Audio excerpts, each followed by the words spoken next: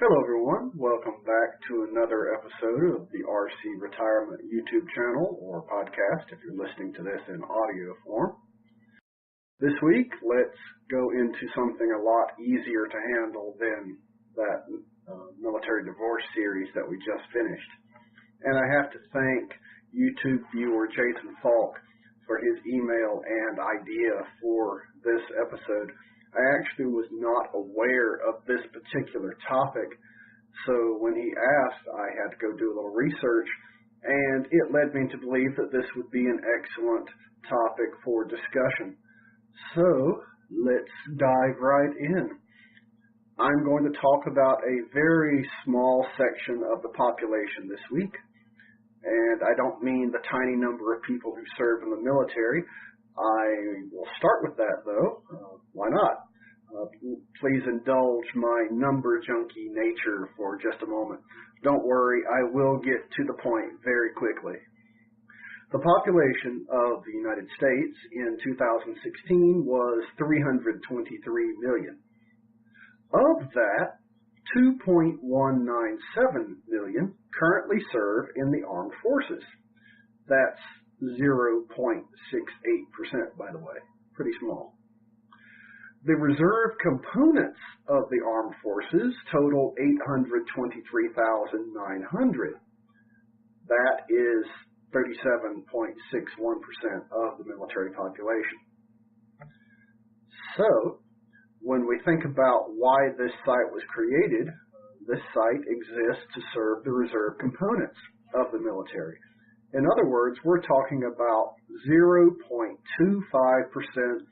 of the U.S. population. How's that for a niche market?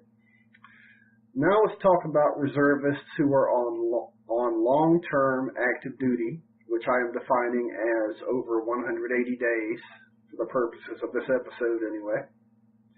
I don't have numbers on how many reservists are on active duty, either mobilizations or otherwise.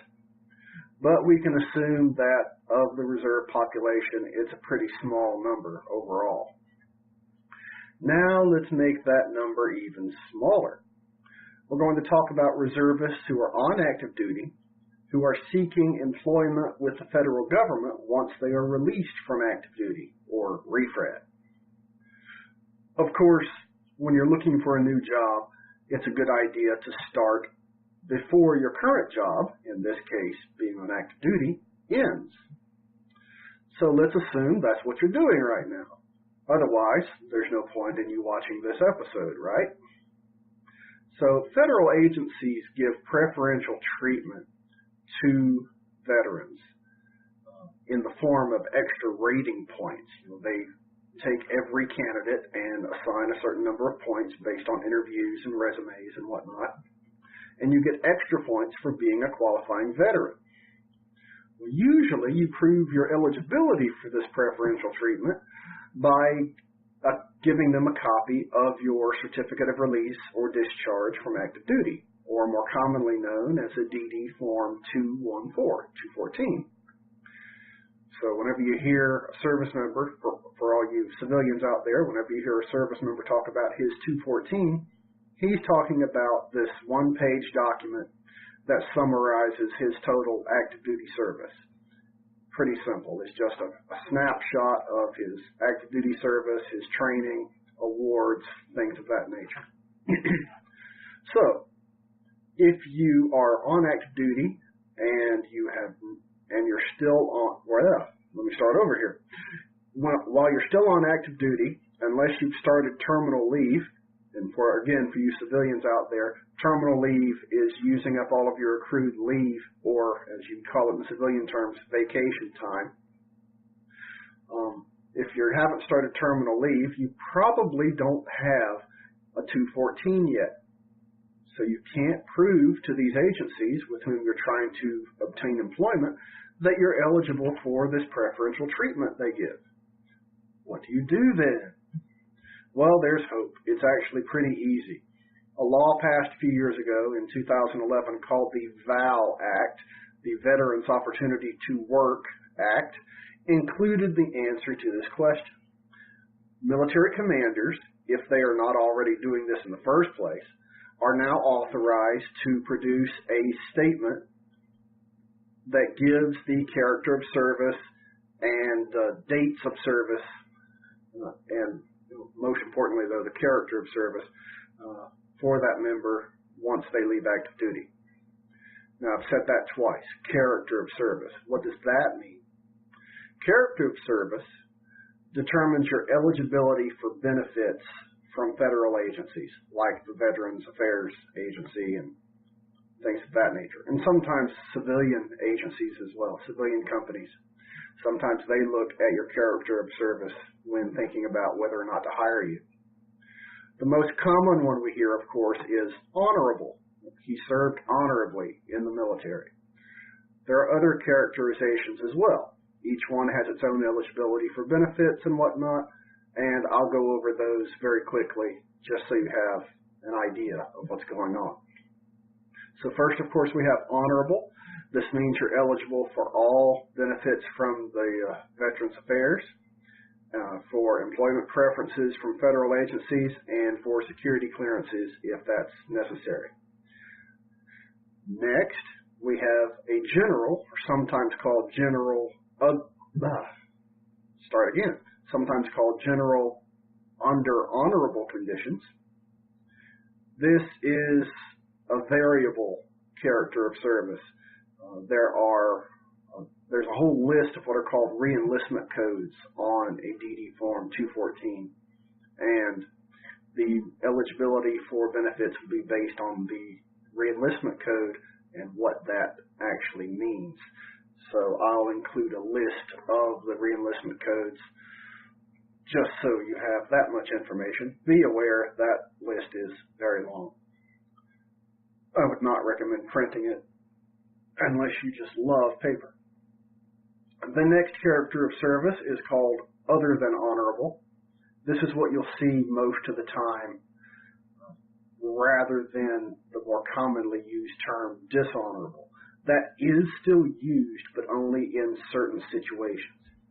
So, other than honorable is pretty bad. If you have this type of character of service, then you are not eligible for any VA benefits, and you might have difficulty getting employment with federal agencies or perhaps even civilian companies as well. Next on the list, we have bad conduct. If you have a bad conduct discharge, this means you have gone through a military court-martial and it has determined that you will be separated from active duty and given a bad conduct character of service. This has the same effect as other than honorable, as in no VA benefits, no preferential treatment with federal agencies, and perhaps even difficulty obtaining civilian employment. Dishonorable, which, like I said, does exist, is the same way. You have to get that through a court-martial. It's not something that's just handed out freely.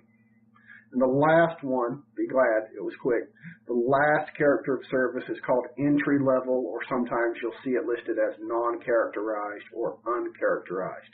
This is a generic, almost neutral sort of statement.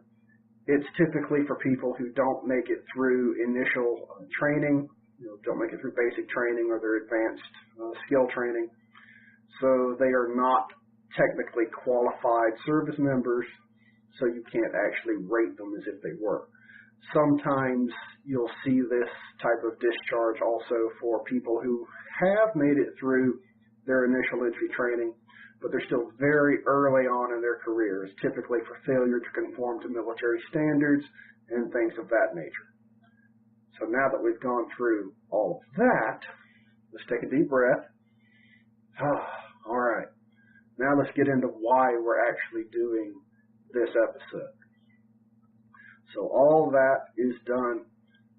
What about this statement I mentioned earlier? What's all that about?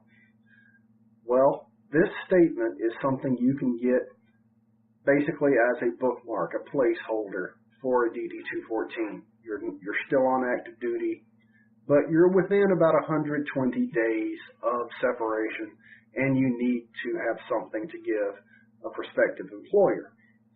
Well, if the service member is selected for employment, of course, once you have a 214, you'll have to give that to the employer to verify your eligibility. But until that happens, you can use this statement. Now, there are certain types of information the statement should have. I did find some examples. There's not a set format for it, but I did find some basic examples that I'll post in the references section. Any statement on unit letterhead with this type of information and signed by the commander or his designated appointee will do. That required information is, and I'll just read it off my notes here, that required information is name, rank, social security number, branch of service, active duty start date, date of release from active duty, and the expected character of service. That's pretty simple. Any other information that you put on here, such as military education, awards, or anything else, is purely up to your commander's discretion or your wishes, if you think that would be beneficial for a prospective employer to know. And like I said, I will put the examples of what I found for this statement in the references section. I found two that I thought were worth sharing. One is in a military style type of format. I think it looks kind of Air Force in its design, but it can always be tailored for whichever branch of service you happen to be. The other is a more civilian format, so you can use either one. Like I said, there's no standard template for these things. This statement, of course, is not a replacement for DD-214. It's just, as I called it earlier, a bookmark, a placeholder.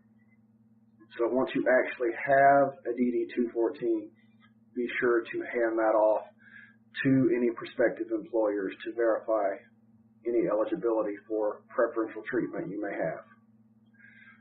So, if you or someone you know is about to leave active duty and is searching for another job, pass this on to them. We have a share button for that very purpose. So please hit that button and share. This information and the other items in the references section should be of great use to them. And I will admit, I got a little carried away with the references. I found a lot of good information, so I included it all. Some good reading if you're up late at night. A good cure for insomnia, as I sometimes call it. So, believe it or not, after all we did in the last 4 weeks on military divorce, that's it. Nice, short, simple, we are done. Next week, I'll get a little more complicated. I'm going to talk about some insight I've recently gained into combat-related special compensation and how that actually works. So please join me for that. Once again, if you are watching on YouTube, I thank you for being here. I ask that you come over. I keep doing that, going to the wrong side. Come over here and click on the RC Retirement logo and subscribe to this channel. Be sure to hit the thumbs up button and like what you see. If you're listening on iTunes or Stitcher, then please be sure to subscribe that way, and even go to iTunes and write a review of what you see. Let others know what you think of this channel, of this podcast, and whether or not it's valuable information. As always, I do thank you for being part of this audience, and thank you for your service. Have a great day.